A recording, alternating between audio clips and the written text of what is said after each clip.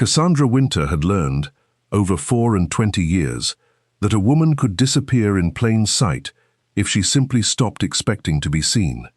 She had perfected the art of it. She knew how to stand at the edge of a receiving line so that the candlelight fell on her sister's shoulders and not her own. She knew how to answer a question so quickly and so quietly that no one thought to ask her a second one. She knew, above all, how to leave a room before anyone noticed she had entered it. Tonight, she would need every one of those small, hard-won skills, because tonight was Seraphina's night, and nights that belonged to Seraphina did not leave room for anyone else to breathe. "You will wear the grey," Lady Constance said, without looking up from the mirror where Seraphina's maid was threading pearls through gold curls. "The blue is Seraphina's colour this season. You know that." Cassandra did know it. She had known it for 3 seasons running, ever since her stepmother had decided that blue made Seraphina's eyes look like a summer sky, and that Cassandra, in the same shade, merely looked like a girl who had borrowed her sister's dress and regretted it. The grey was serviceable. The grey asked nothing of anyone. The grey was, Cassandra thought, exactly the colour of a woman who had agreed, a long time ago, not to want very much. She told herself she did not mind. She had told herself that so many times it had almost become true. And yet, as she stood before the narrow looking-glass in her own room an hour later, pinning her hair with more care than the grey silk strictly deserved, she found herself thinking, as she had found herself thinking, unbidden, at least once a day for 3 months, of a man she had met in a storm and would very likely never see again. It had happened in October, on the road home from her aunt's house in Dorset, when the axle of their hired carriage had cracked in the rain and stranded them at a coaching inn called the Wren and Thistle. Her aunt had gone straight to bed with a headache. Cassandra, too restless to sleep, had gone down to the tap-room for tea and found it occupied by a single other traveller. A tall man in a plain dark coat, his boots muddied to the knee, sitting alone by the fire with the exhausted stillness of someone who had ridden too far and too hard and had nowhere left to be that night. They had not meant to speak, but the innkeeper's daughter had spilled a jug of milk directly between them, and the small absurdity of it, the scramble for cloths, the shared laughter at the mess, had cracked something open. They had talked for 2 hours, about nothing that mattered and everything that did. He had asked her opinion on a book of poetry, as though her answer might actually change his mind about it. He had listened to her describe her mother's garden with an attention so complete that she had felt, for the first time in longer than she cared to admit, like a person worth listening to. She had not given him her name. He had not offered his. There had seemed, somehow, no need, as if names were the sort of thing that belonged to the ordinary world, and the tap-room of the Wren and Thistle, at midnight in the rain, had briefly belonged to some other one entirely. She had thought of him more often than was sensible ever since. "Cassandra," her Aunt Prudence's voice came softly from the doorway, startling her out of the memory. "The carriage is waiting. Your stepmother says we mustn't be late. Lord Ashgrove has promised his nephew will attend, and she means Seraphina to be the first face he sees." "Then we had better hurry," Cassandra said, and did not say the rest of what she was thinking, which was that she had stopped being the sort of woman whose face anyone was arranged to see first, and had made her peace with it, mostly, on all the nights that did not involve rain and firelight, and a stranger who had looked at her as though she were remarkable. She did not know, as she climbed into the carriage in her serviceable grey, that the very man from the Wren and Thistle would be standing in Lord Ashgrove's ballroom within the hour, and that he had spent 3 months and no small amount of his considerable fortune trying to find her again. She did not know his name was Julian Ashby, Earl of Marchmont. She did not know that he had told no one, not his aunt, not his steward, not even his closest friend, that the real reason he had finally agreed to return to society after a year of mourning his father was not duty, and not his aunt's endless matchmaking letters, but the small, stubborn hope that the woman from the inn might, somewhere, at some ball, be found. She only knew that she had a headache forming behind her eyes, that her slippers pinched, and that Serafina, radiant in blue, was already being handed down from the carriage by a footman who did not so much as glance at the sister climbing out behind her. It had not always been this way. Cassandra could remember, faintly now, a time before her mother's death when Hollow Brook had rung with a different kind of noise. Her mother's low, unhurried laugh drifting up from the garden, her father humming tunelessly over his newspaper, the whole house arranged, however modestly, around the plain fact that she belonged in it. She had been 11 when the fever took her mother in a single terrible week, and 13 when her father remarried, and somewhere in the 2 years between those events she had learned, without anyone ever quite saying so aloud, that a household could hold exactly one beloved daughter at a time, and that the place had already, silently, been given to someone else. She did not resent Serafina for it, not truly. Serafina had been 6 years old when Lady Constance married Sir Edmund, too young to have chosen any of it, too young to understand that every compliment paid to her glossy curls or her quick, easy charm came at the quiet expense of a stepsister learning to want less. It was Lady Constance who had built the arrangement, brick by careful brick, over 11 years, until it no longer needed tending at all, until it ran itself, self-sustaining, the way old habits of unkindness always do, needing no fresh cruelty because the old cruelty had settled so completely into the furniture of the house. Cassandra had made her peace with it the only way available to her, by becoming necessary instead of beloved. She kept the household accounts with a precision her father, hopeless with figures, had come to depend on entirely. She managed the tenants' small disputes, negotiated with tradesmen, mended what could be mended, and quietly did without what could not. She had told herself, more than once, that being needed was its own kind of belonging, even if it was a colder one than she sometimes let herself wish for on nights when the house was very quiet and her own bed felt very large. Lord Ashgrove's ballroom was, by the standards of the county, a triumph. 600 candles, an orchestra brought up from London, hothouse roses forced into bloom weeks before their season, arranged in such profusion along the staircase that the whole house smelled faintly, deliriously, of June. Cassandra noticed none of it as beauty. She noticed it, instead, as a series of obstacles, a staircase to be descended without catching her hem, a receiving line to be endured without drawing comment, a ballroom to be crossed without occupying more space than a woman in grey was owed. Miss Wynter.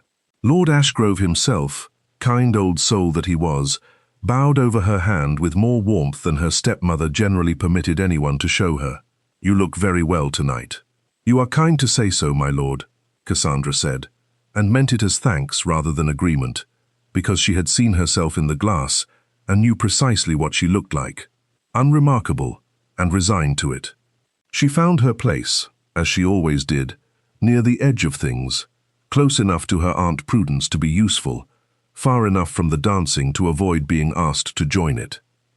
It was from this vantage point, half in shadow behind a column wound with ribbon and greenery, that she first heard the name that would undo the careful architecture of her evening. "The Earl of Marchmont," someone breathed, somewhere to her left, in the particular tone reserved for news of great social consequence. "He has come. I did not think he would. Not after his father, and not after he shut himself up at Marchmont Park for a 12-month, like a man in mourning for the whole world."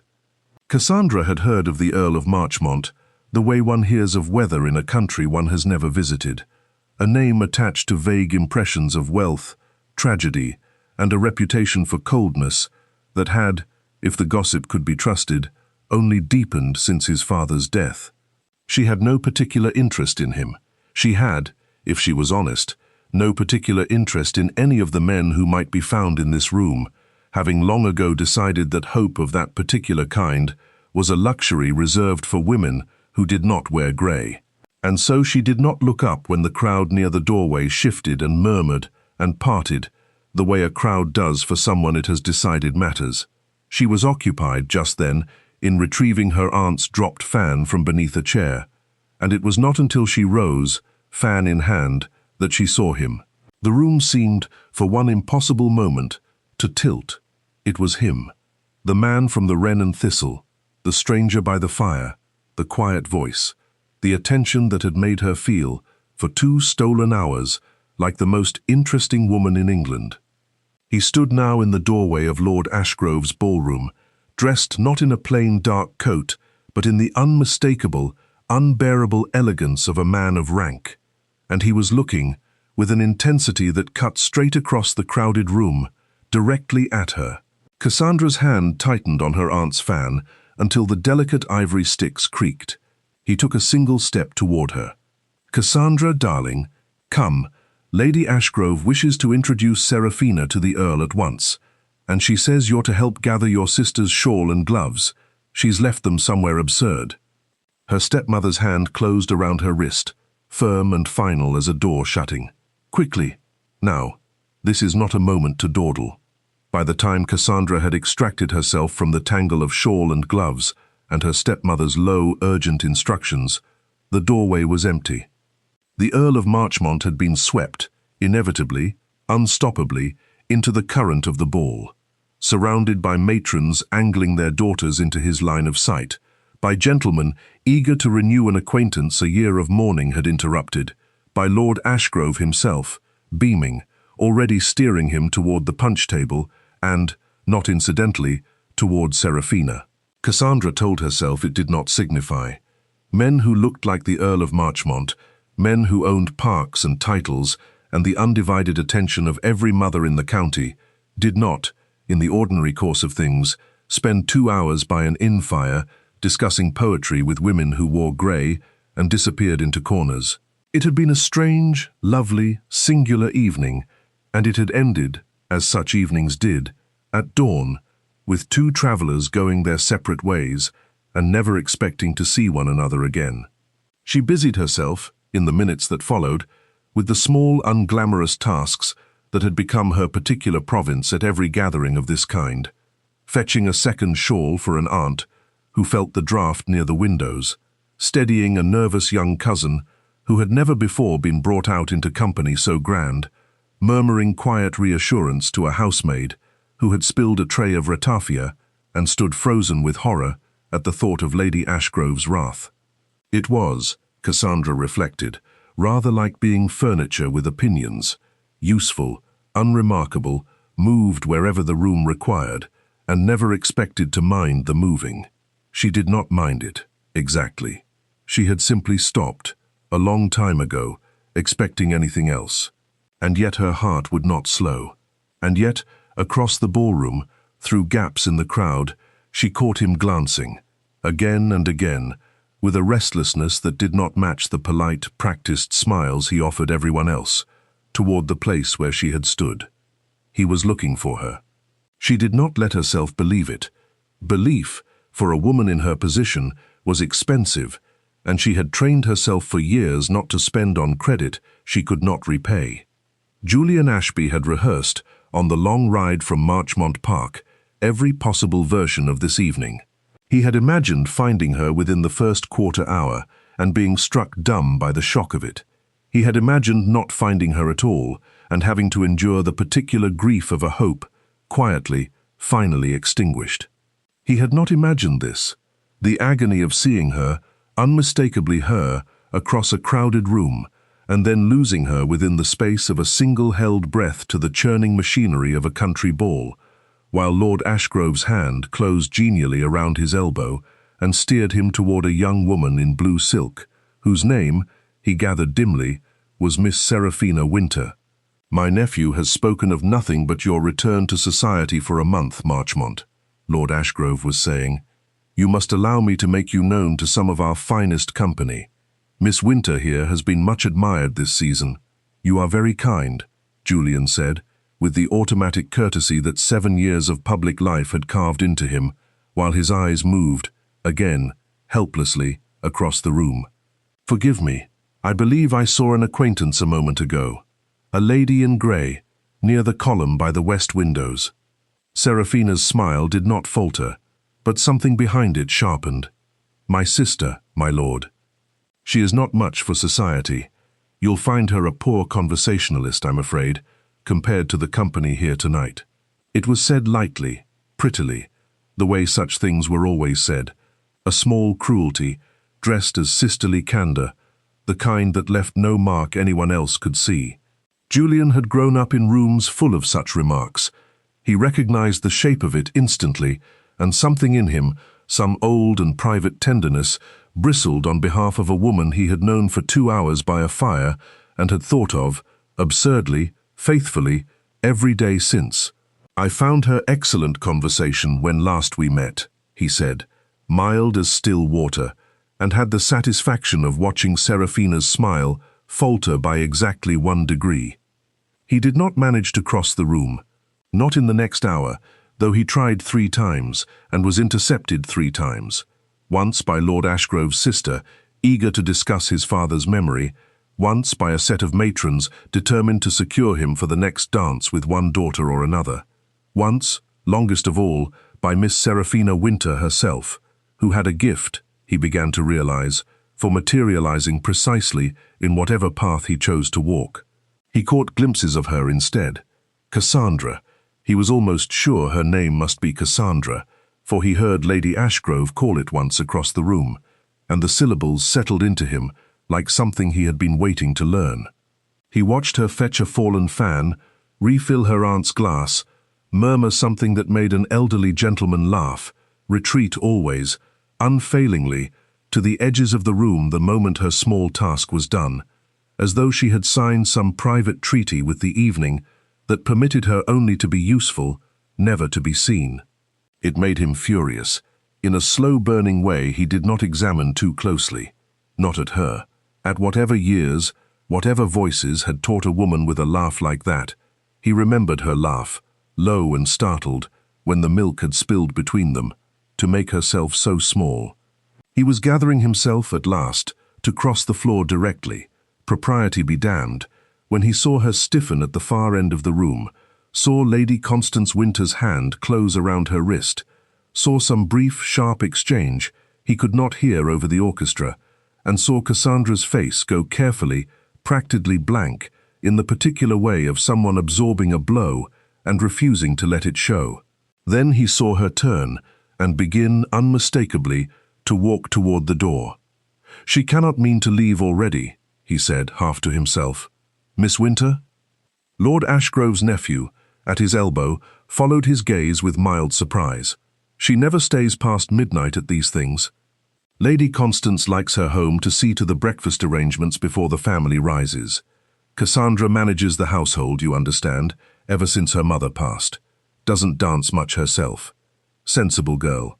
Rather wasted on it if you ask me, but there it is." Julian was already moving. He did not entirely know afterward what he meant to say to her, only that some old, urgent instinct told him that if she walked through that door and into a carriage and away into the dark, some door far more important than Lord Ashgrove's would close as well, and might not open again. He did not reach her in time. He reached the doorway just as the carriage. He could hear it, could see the lamps swinging away down the drive through the rain that had begun, with cruel poetic precision, to fall, pulled out into the night. He stood on the front steps of Ashgrove House, coatless, bareheaded, the rain soaking through his fine evening clothes within a minute, and watched the lamps dwindle to nothing at the end of the drive. It was, he thought grimly, exactly like the inn, except that this time he had known, at least, what he was losing, and had lost it anyway. "Marchmont, you'll catch your death. Come in out of the wet, man, whatever's the matter." He did not answer Lord Ashgrove's nephew at once. He was looking down at something small and pale, half-trodden into the wet gravel of the drive, that had clearly fallen from a lady's hand in her hurry to reach the carriage. A single grey glove, fine kid leather, embroidered at the wrist with a small initial C in thread, so faded it might have been his imagination that read it there at all. He picked it up. He did not, that night, let it go. Cassandra did not know, riding home in the dark beside her silent, satisfied stepmother, that she had left something behind besides a glove. She only knew that Lady Constance's hand had closed around her wrist at precisely the moment she had believed, foolishly, for one unguarded instant, that the Earl of Marchmont might actually be crossing the room toward her, and that her stepmother's voice, low and final, had informed her that her services were needed at home, that Prudence would chaperone Serafina for the remainder of the evening, and that a woman with sense did not linger at balls hoping to be noticed by men so far above her touch, that the hoping itself was a kind of vanity. "You will only embarrass yourself," Lady Constance had said, not unkindly, which was somehow worse than cruelty would have been. "And you will embarrass Serafina, who has a real chance tonight. Go home, Cassandra. There is nothing here for you." She had not argued. She never did. Arguing required a belief that one might win, and Cassandra had long ago stopped believing that. But as the carriage carried her away from the lights of Ashgrove House, back toward the small, dim rooms where she managed her father's dwindling accounts and her stepmother's endless demands, she found herself pressing her bare hand, for she had lost a glove somewhere, in her hurry, and had not stopped to look for it, against the cold glass of the window, and thinking of a man by a fire who had asked her opinion of a book of poetry, as though her answer might matter. She thought, "I imagined it. Whatever I thought I saw in his face tonight, I imagined it, because that is what women like me do. We imagine, because the alternative is unbearable." She did not cry. She had trained herself out of that too, mostly. But she pressed her forehead to the cold glass for the rest of the ride home, and did not once look back toward Ashgrove House, because she could not have borne to see how far behind her it had already gone. Julian Ashby spent the 3 days following the Ashgrove ball in a state his aunt, Lady Hartley, described with some asperity as entirely unlike yourself, and I mean that as no compliment. He answered letters late. He forgot appointments. He was found, on one occasion, standing at the window of his study, with a single grey glove turning over and over in his hands, staring at nothing at all. "You will tell me what has happened," Lady Hartley said, on the 4th morning, planting herself in the doorway of his study with the immovable authority of a woman who had managed his household, and frequently his heart, since he was in short coats. "Or I shall assume the worst and begin interviewing physicians." So he told her. All of it. The inn, the storm, the 2 hours by the fire, the name he had never learned, and the face he had never forgotten, and the terrible, exquisite shock of finding her again, across Lord Ashgrove's ballroom, only to lose her to a departing carriage, before he had said a single word. Lady Hartley, to her credit, did not laugh, though the situation possessed all the ingredients of a farce. She took the glove from his hand instead, turned it over, and touched one blunt fingertip to the faded initial at the wrist. "C," she said. "Well, that narrows the whole of England down considerably, I'm sure." Ashgrove's nephew called her Miss Wynter. Cassandra Wynter. Julian's jaw tightened. The elder sister, the younger one, Serafina, was rather determined I should not remember the name at all. Something in Lady Hartley's expression sharpened with interest. "Wynter, Sir Edmund Wynter's girls, out of Hollow Brook." "I know the family, slightly. Sir Edmund was always a foolish, gentle sort of man, ruined himself twice over with bad investments, and married that Constance woman for her money after his first wife died. There were 2 daughters from the first marriage, I believe. No, 1. Cassandra is the elder, his own child. Serafina is Lady Constance's, from her first husband." She paused. "I have heard it said that the elder girl runs that household, top to bottom, while the younger one gets all the credit and all the gowns. It did not signify to me before. It signifies rather more now." Julian felt something in his chest that was not quite anger and not quite grief, but shared close kinship with both. "Then, I mean to call on her." "You mean to call on Sir Edmund's household, where I imagine your reception will be arranged very carefully by a stepmother with a beautiful daughter of her own to establish," Lady Hartley said dryly. "You will not be permitted 5 private minutes with Miss Cassandra Wynter, Julian, not if Lady Constance has any say in the matter, and she will make quite certain she does." "Then I shall have to be cleverer than Lady Constance." His aunt studied him for a long moment, and something in her face softened. "You have not spoken of anything with this much feeling since your father died," she said quietly. "Not even Marchmont Park. Not even the estate business that kept you locked up there for a year like a man doing penance." She handed the glove back to him. "Go carefully, my dear, but go." He went the very next morning and discovered within the first quarter hour of his call precisely how correct his aunt had been. Hollowbrook was a handsome but faded house, the sort that spoke of better days not so very long past. Good bones, threadbare curtains, a garden clearly tended with more care than the family could presently afford. Lady Constance received him in the drawing-room with a warmth so immediate and so absolute that Julian understood at once he had walked into a battle for which the other side had already drawn its lines. "My lord, what an honor. Seraphina, do come and see who has called." Lady Constance was already steering her stepdaughter into the best chair, already ringing for the good tea service, already speaking with the fluent, practiced enthusiasm of a woman who had spent 19 years preparing exactly this moment. "You must forgive our modest circumstances, my lord. We do not entertain as we once did, but Seraphina has always said, a house is only as grand as the company within it." "I had hoped," Julian said, when he could find a gap in the current of her talk, "to pay my respects to Miss Cassandra Wynter as well. I understand she manages the household. I should not like to overlook her." A brief, brittle silence. "Cassandra is occupied with the household accounts this morning, my lord, and is not fit to receive callers. She has been quite unwell. In fact, a chill from the rain the other night. Nothing serious. But you understand a young woman cannot always be presentable on a moment's notice."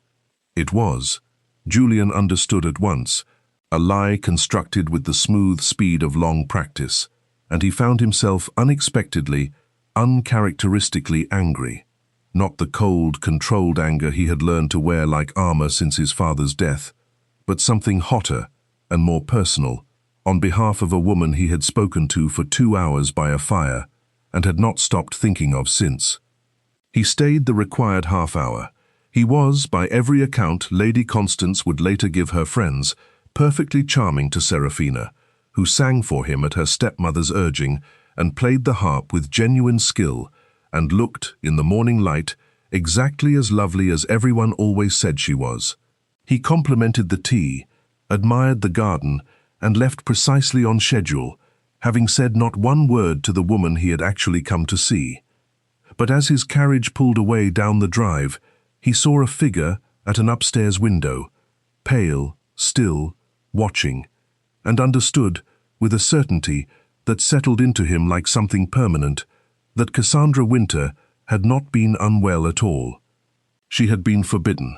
Cassandra had watched the whole visit from her window with her heart beating so hard she thought it must be audible through the glass, and had understood, by the time his carriage disappeared down the drive, exactly what her stepmother had done, and exactly why. She did not go down to confront Lady Constance. She had learned, over 9 years of living under that woman's careful, comprehensive authority, that confrontation only ever cost her more than it won her, and that the household ran more smoothly, for everyone but herself, when she simply absorbed such things in silence and carried on. Word of the Earl of Marchmont's visit spread through the neighborhood within a day, as such things always did, carried by servants and tradesmen, and the particular alchemy by which a county without much genuine news manufactured a great deal of speculative interest from very little. By the second day, the version circulating at the milliner's shop in the village had the Earl arriving expressly to propose to Miss Seraphina Wynter. By the third, Lady Constance had all but confirmed it to anyone who would listen, dropping hints about an understanding reached, an announcement soon to follow, until Seraphina herself began to believe it, with the easy, untroubled confidence of a young woman who had never in her life been told no by anything she truly wanted. "He asked after you only out of politeness, I expect," Seraphina said to Cassandra one evening, not unkindly, merely with the careless certainty of someone who had never had cause to consider that politeness and longing might, on occasion, look identical from the outside. "Mamma says he could not take his eyes off me the whole visit. I confess I begin to think Marchmont Park would suit me very well. The gardens are said to be magnificent, and Lady Hartley keeps an excellent table, or so I am told."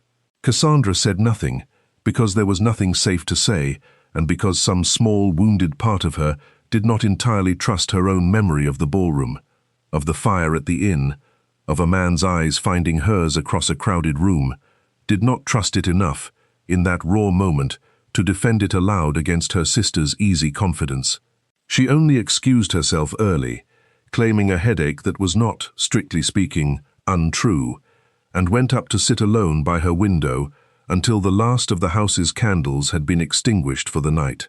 But that night, alone in her room, she allowed herself, for the first time since the ball, to cry. Not loudly, not for long, but with a rawness that frightened her a little, because she had believed herself long past the age of crying over hope. He had actually come, to Hollow Brook, asking for her by name, and her stepmother had turned him away with a lie so smooth it had probably cost her nothing at all to tell. It was the not knowing that hurt most. Not knowing whether he had believed the lie and gone away satisfied, folded neatly back into the ordinary business of his grand, distant life. Not knowing whether he had suspected, and simply accepted, as men of his rank generally did, that a woman like Lady Constance's stepdaughter was not worth the trouble of pressing the matter. Not knowing above all whether the 2 hours by the fire at the Wren and Thistle had meant to him even a fraction of what they had come, unwisely, dangerously, to mean to her. She resolved, drying her eyes with the heel of her hand in the dark, that she would not hope again.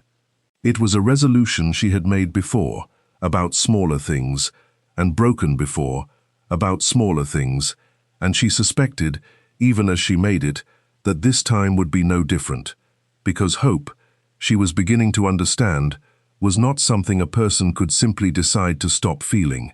It only went quiet. It waited. She did not know that downstairs, in the small study her father rarely used, Sir Edmund Wynter was at that very moment penning a letter of his own, one that would, within a fortnight, upend the careful, quiet architecture of her life far more thoroughly than any earl's visit ever could. Sir Edmund Wynter had never been a strong man, and the years had not improved him. He had inherited Hollow Brook already encumbered by his own father's debts, had married twice more for comfort than for sense, and had spent the better part of 2 decades making small, hopeful decisions that had, almost without exception, made his circumstances worse rather than better. His second wife's fortune, Lady Constance's fortune, had propped up the estate for a time, but even that had thinned considerably, and Sir Edmund, in the quiet desperation of a man who could not bear to tell his family how close to ruin they truly stood, had done what such men so often do. He had made a bargain he had no business making. Mr. Josiah Farrow was a wool merchant, grown wealthy enough to fancy himself a gentleman, and ambitious enough to want, more than he wanted anything else in the world, a wife with a good name to complete the transformation. He had met Sir Edmund at a card table 8 months prior, had lent him a sum of money at the time that seemed, in the moment, a mere kindness between friends, and had waited, with the patience of a man who understood exactly what he was owed, and precisely how he intended to collect it, for the moment to call the debt due. That moment had come, and the price Farrow named, when he called upon Sir Edmund 3 days after the Earl of Marchmont's visit to Hollow Brook, was not money. "Your daughter," Farrow said, comfortable in Sir Edmund's own worn armchair, turning his hat in his hands with the easy confidence of a man who already knew the answer he would receive. "Miss Cassandra, specifically. I've no interest in the younger one, pretty enough I grant you, but I want a wife who can manage a household, keep accounts, hold her tongue in company, and use it sensibly in private. I'm told your Cassandra does all of that and more. Give me her hand, Sir Edmund, and I'll forgive the whole of what you owe me, and settle a further sum besides, enough to see the rest of the family comfortable for years." Sir Edmund, God help him, agreed before he had fully considered what he was agreeing to, told himself, in the muddled, guilty logic of a desperate man, that Cassandra was sensible, that she would understand, that a woman of 24 without prospects of her own could hardly hope for better than a wealthy husband, however coarse, however twice her age, however entirely without the tenderness she had quietly, secretly, begun to hope for from someone else entirely. He told her that evening, in the small study, with Lady Constance standing at his shoulder wearing an expression of grave, satisfied approval that told Cassandra everything she needed to know about how long this arrangement had been under discussion without her knowledge. "Mr. Farrow is a respectable man," her father said, not quite meeting her eyes. "A good match, Cassandra. Better than you could reasonably hope for otherwise. He will settle your future, all our futures, most generously." "You have already agreed," Cassandra said. It was not a question. She could see it in his face, in Lady Constance's careful stillness, in the whole choreography of the room, arranged, she understood now, precisely to leave her no space to refuse. "It is done," her father said, with the particular gentleness of a man asking forgiveness for something he had no intention of undoing. "The settlements are being drawn up. You are to be married within the month." Cassandra did not weep in front of them. She had learned that lesson too well, too young. She only stood very straight and asked, in a voice she was proud of, for how little it shook, "And if I do not consent?" "Then your father is ruined," Lady Constance said, quite gently, as though she were explaining something simple to a child. "The house is lost. Seraphina's prospects, ruined with it. No man of standing marries into a family in open disgrace. You would beggar the whole household to spare yourself a marriage most women would count a fortunate escape from spinsterhood." "I do not think you are so selfish, Cassandra. I have never thought so, whatever else I have thought of you." It was, Cassandra understood, expertly done. A cage built entirely of other people's futures, with her own dignity as the single bar she was invited to bend. She left the room without agreeing and without refusing, because she did not yet know which was the greater cruelty: to save her family by ruining herself, or to save herself and watch her father's slow collapse become a public one, dragging Seraphina down with him despite every unkindness her sister had ever shown her. She thought, walking the cold corridor to her room that night, of a man by a fire who had once made her feel, for 2 hours, entirely unafraid of her own future.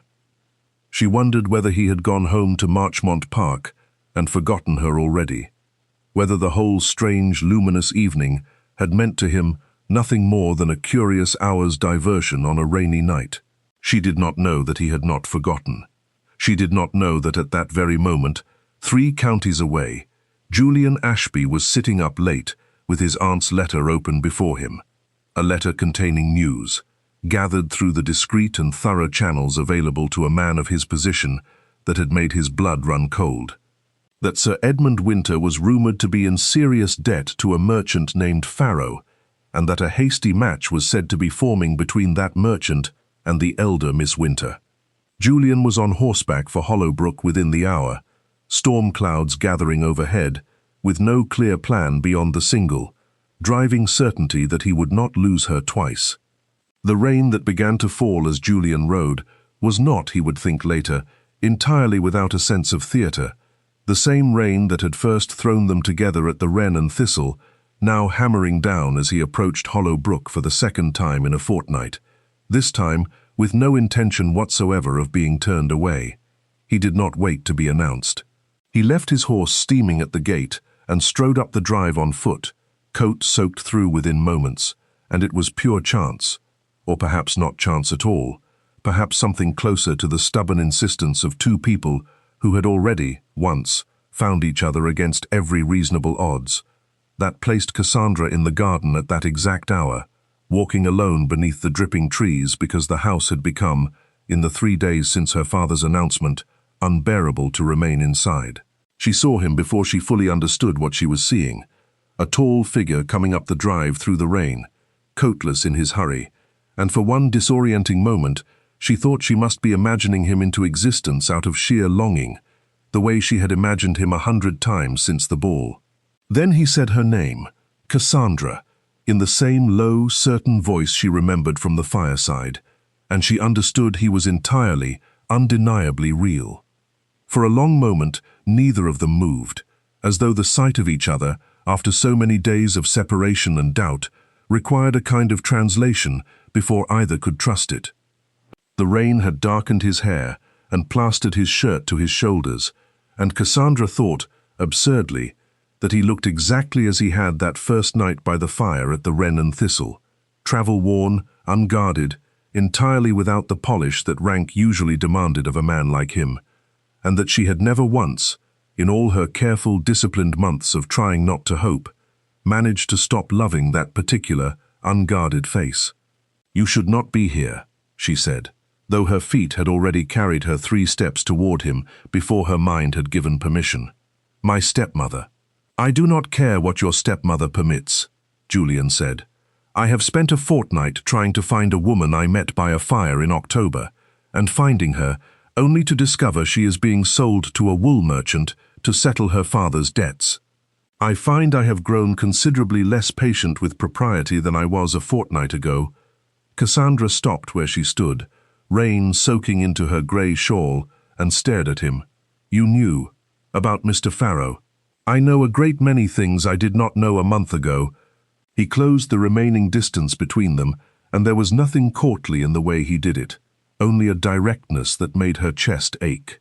"I know that you left a glove behind at Lord Ashgrove's ball, and that I have carried it in my coat pocket every day since, like a man carrying a piece of his own heart around with him.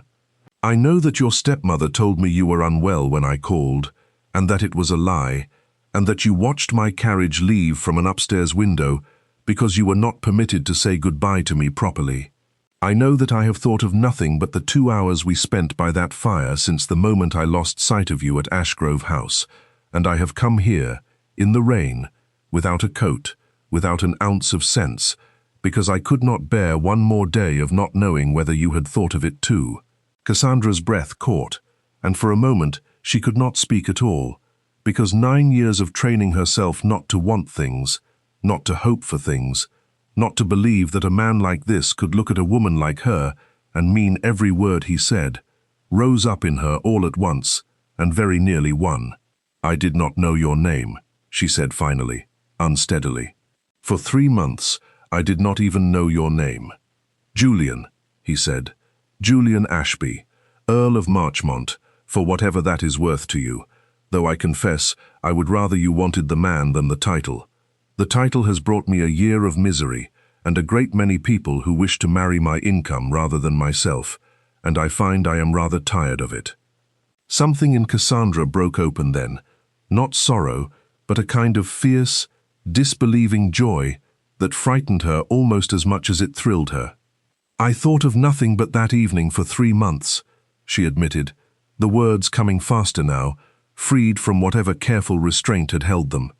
"I told myself it was foolish. I told myself men like you do not think twice about women like me, that it had been one strange, lovely night, and nothing more, and that I was a fool to let myself hope for anything else."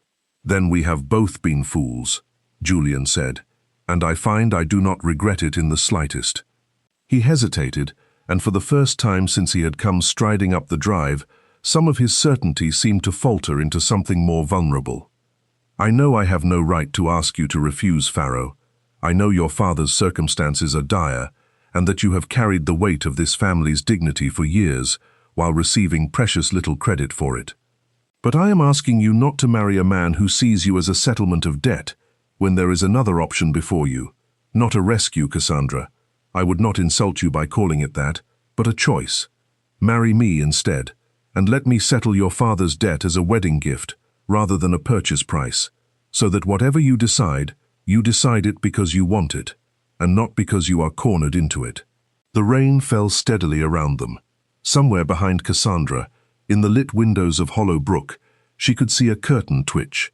Her stepmother, no doubt, already calculating the shape of this new complication.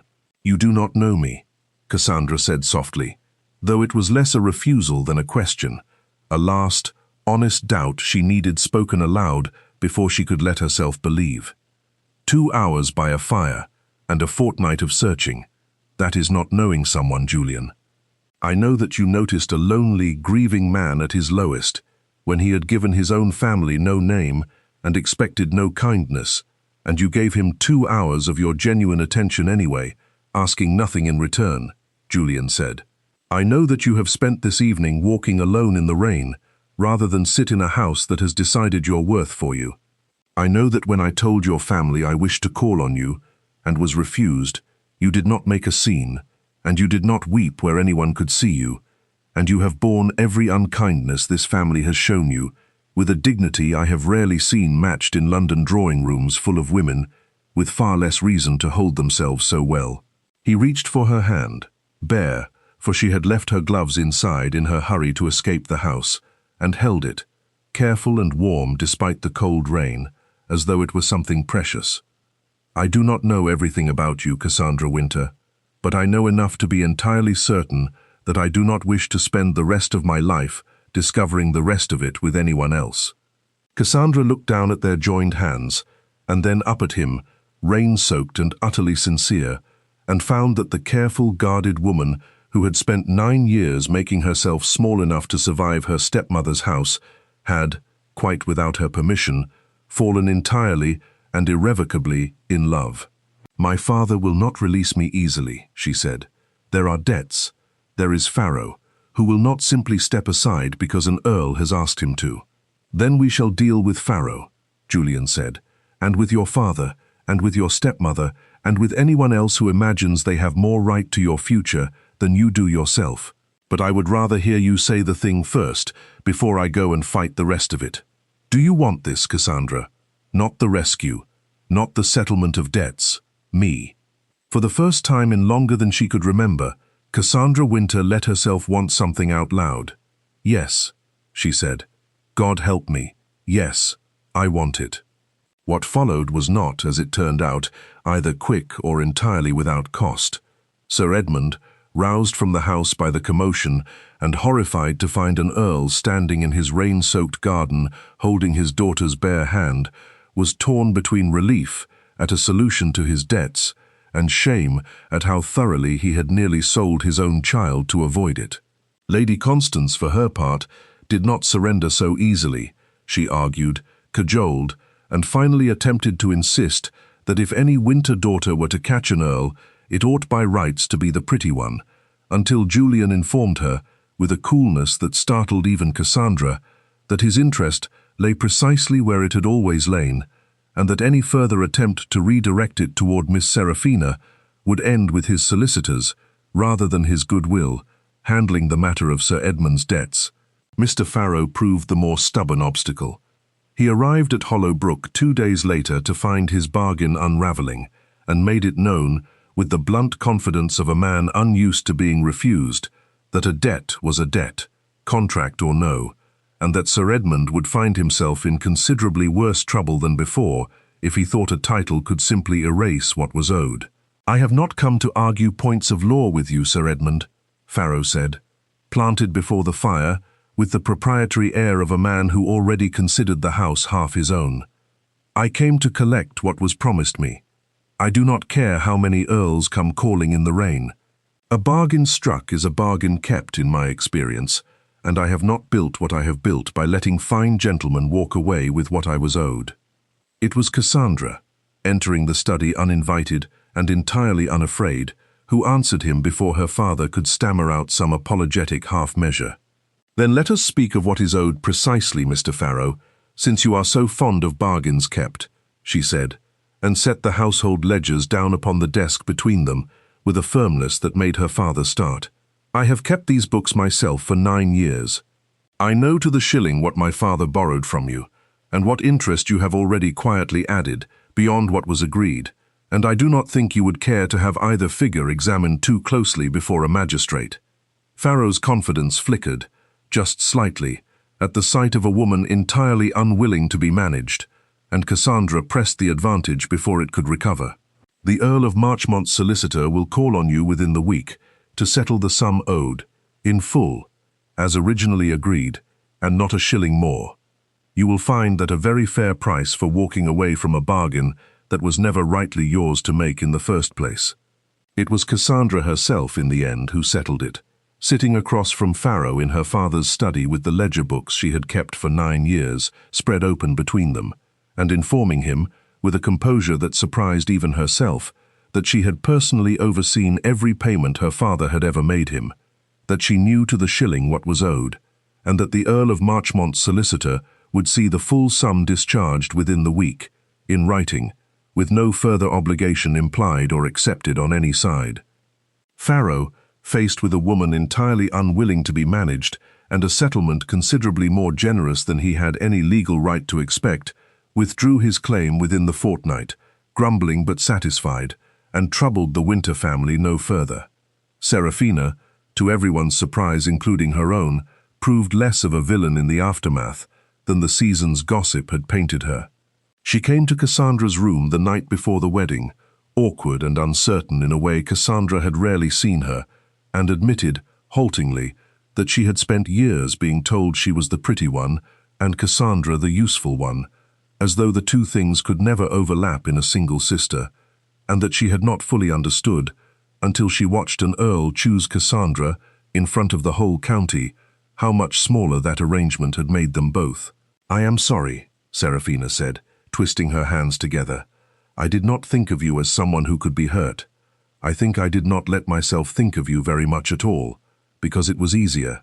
Cassandra, who had spent 9 years absorbing her sister's easy cruelties without complaint, found she had no wish to be cruel in return. "We were both raised in a house that taught us to compete for scraps of attention," she said instead.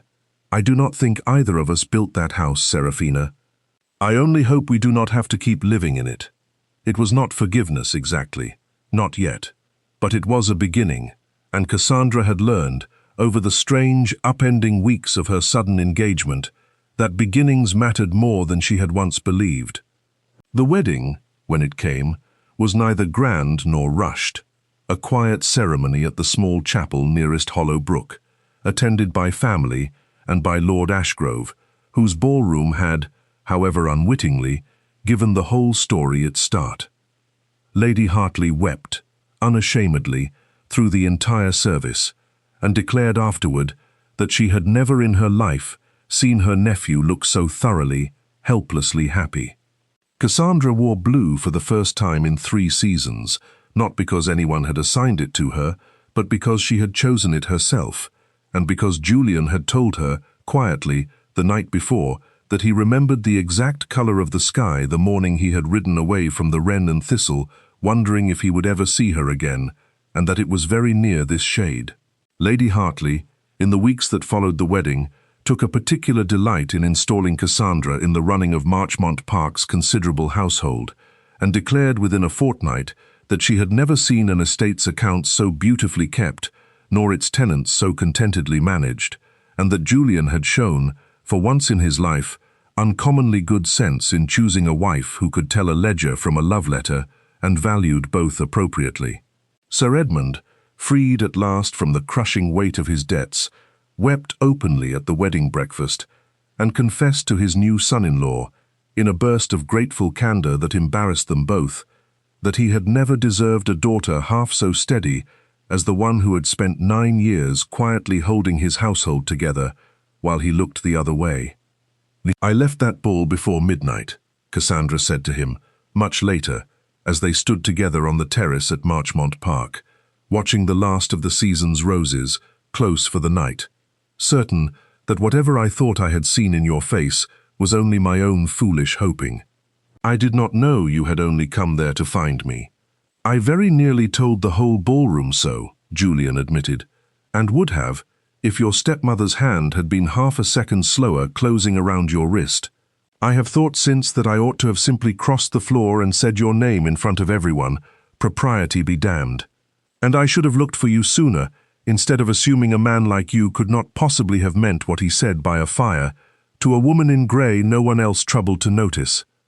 Cassandra turned to face him fully, her hand finding his in the dark, easy now with a certainty that had taken 9 long years and 1 impossible fortnight to earn. "We wasted a great deal of time being afraid to want things, I think." "Then let us waste no more of it," Julian said, and kissed her there on the terrace, unhurried and entirely sure, while behind them the lights of the house, he had once thought too large and too empty to ever properly call a home, burned warm against the coming dark. No longer a house of grief and duty, but one that finally, at long last, held someone in it worth coming home to. Cassandra Wynter, who had spent so many years learning how to disappear in plain sight, had at last been found, not by chance, not by rescue, but by a man who had crossed 3 months and every obstacle her family could raise, simply because he had never, not for one single day, stopped looking for her. And when the county gossips told the story afterward, as county gossips always will, they told it as a fine romance about an earl and a fortunate young woman who had caught his eye at a ball. But Cassandra knew, and Julian knew, that the truer story had begun long before that ballroom, in the quiet hours of a rainy October night, when two strangers with no names to offer each other had simply, for the first time in either of their lives, been truly seen. It was, they both agreed in the years that followed, worth every mile of rain it had taken to find their way back to that fireside warmth again, and neither of them, not once, ever let the other disappear into a corner unnoticed again.